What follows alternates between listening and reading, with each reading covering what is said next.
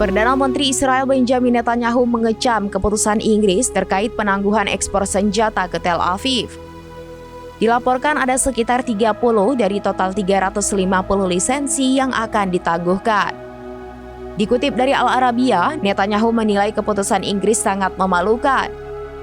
Keputusan memalukan ini tidak akan mengubah tekad Israel untuk mengalahkan Hamas, kata Netanyahu pada Selasa 3 September 2024.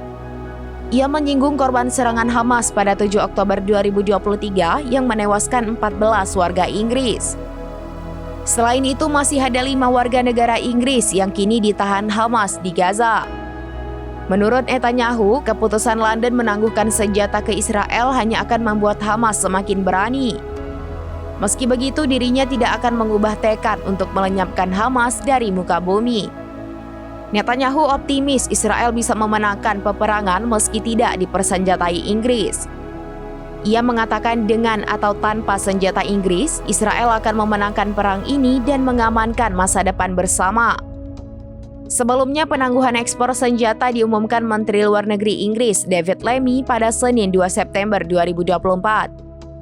Dalam pidatonya di parlemen, Lammy mengatakan keputusan itu diambil menyusul peninjauan ulang atas lisensi ekspor senjata Inggris. Hasil peninjauan ulang menunjukkan adanya resiko jelas bahwa senjata tersebut akan digunakan dengan cara yang dapat melanggar hukum internasional. Adapun 30 lisensi yang ditangguhkan meliputi komponen untuk pesawat militer, helikopter, drone, dan lain-lain.